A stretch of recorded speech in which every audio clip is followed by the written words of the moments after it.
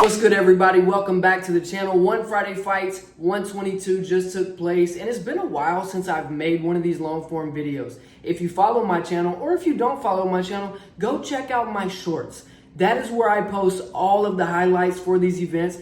One Championship is so kind that they allow small creators like me to remix their videos and to be able to share that on my platform. So I take advantage of it and I post all of the highlights. I've been really busy, but I finally have the chance with Labor Day weekend or Memorial Day. I forget what it is, but we have a holiday on Monday, 4-day weekend, hell yeah. And I am going to make a long form video and we're gonna discuss this thing. So let's get straight into it. First on the card was Naan versus Soy John. Round one was very competitive, pretty even in strikes. Soy John had some of the better leg kicks. He had some really good uppercuts against the rope. Soy John had good pressure, big strikes. Soy John kept hitting his elbow. Like, I don't know what that was about. I guess he wanted to trade elbows. It's almost the equivalent in the UFC to Max Holloway pointing down, but he never did oblige. Round two, Naan lands a huge overhand right that drops Soy John in the corner of the ring. He does get back up, but Naan jumps right back on him, finishes him with an elbow, uppercut, done. He did not win 350,000 baht though. A little unfortunate, especially when you open up the card with a finish. What the hell, Shatri? Moving up on the card to Focus versus Eenoa. Focus came in this fight 1.5 pounds overweight. Nothing too serious, but all the fighters made weight. So that was a rare miss from Focus. Round one, Eenoa came out strong, obviously landing the bigger, better, and harder shots. And I'm gonna be honest, Focus just looked rattled early. Eenoa got the better of him in the first round.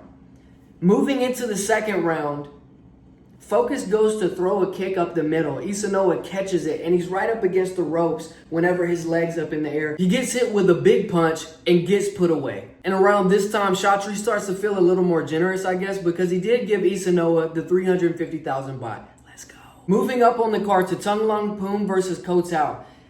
In the beginning of this fight, Kottow was just not busy at all. He just had a high guard and he was just kind of moving forward. And to be honest, he was getting outstruck. The strike difference was probably 3-1 favoring Tong. So going into the second round, I was like, what are we going to see from him? Is he trying to save energy or what? What's up with the high guard? Is he trying to counter?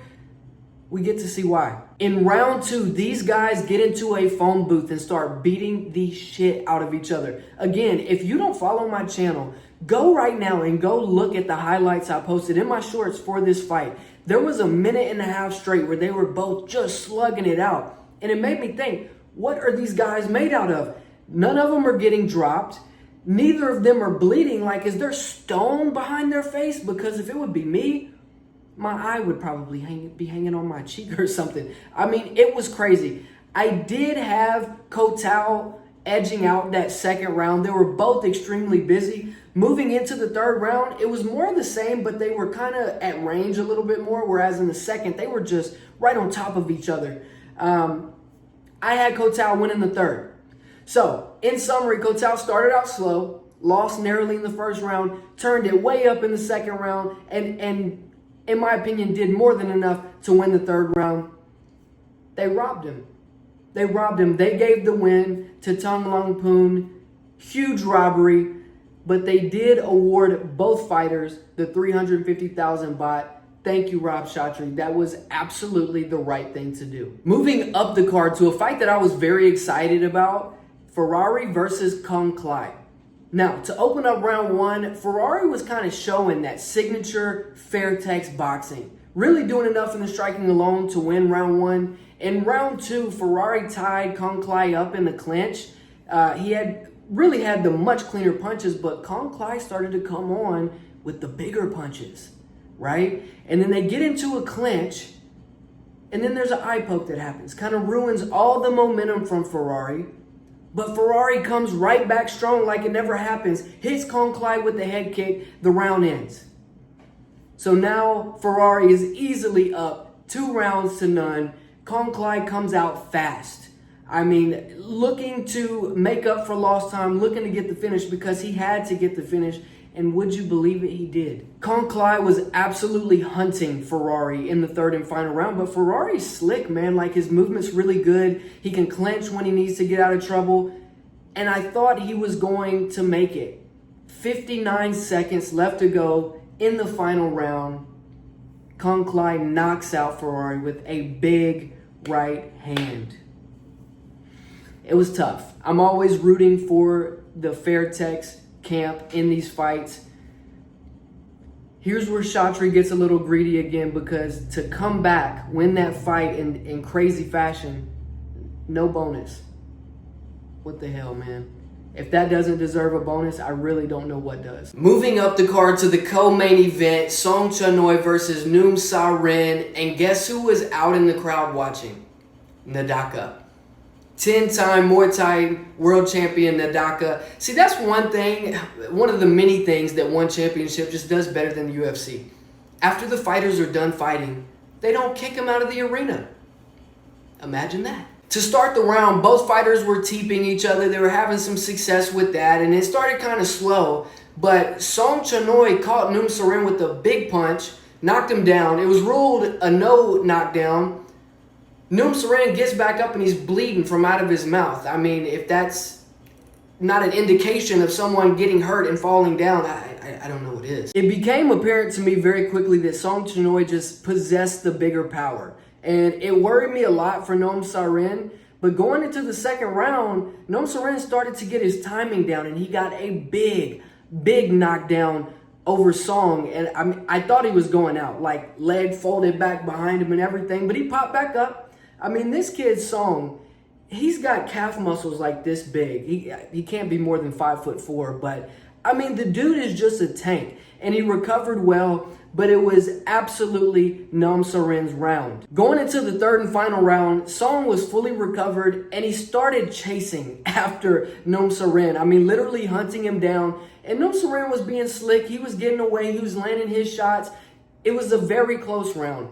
Ultimately, this is one fight I wouldn't be mad at all if it was ruled a draw. We never want to see draws, right? When there's a combat sport, you feel like somebody's got to walk away with the win. In this one, they did give the win to Noom Sa Rin. I would not be mad if they would have given it to Song. I think the difference in this fight was the big knockdown. How different would the outcome have been if the referee did rule that initial knockdown for Song in the first round? The world may never know. Moving up the card to the main event, Panpayak versus Abzadullah. Panpayak has had over 250 fights. He's only 29 years old. Abdullah is undefeated though, and he's Russian. And Russians are scary. They're taking over the combat sports world right now. Other than Abdullah being a little bit taller, their frames were very similar. And when the fight started out, they were kind of keeping it range, landing leg kicks here and there, nothing crazy. And then out of nowhere, these Russian fighters come with such an unorthodox style. It's a lot harder to read when you're dealing with...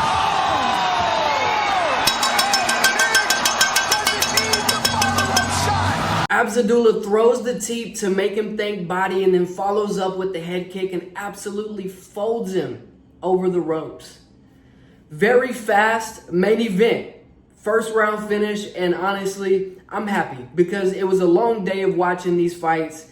I really enjoyed it though. Guys, if you enjoy one championship, if you enjoy UFC, combat sports in general, consider subscribing to my channel. I try to cover these events as much and as well as possible. Again, I also post much more short videos than I do long videos. So if you just want to check out the highlights, subscribe to my channel. I'm posting all the highlights. If you want to know how the next one fight night goes, I'll have it. That'll do it for this video, guys. I hope to see you soon. Let me know what you guys thought about this one down in the comments.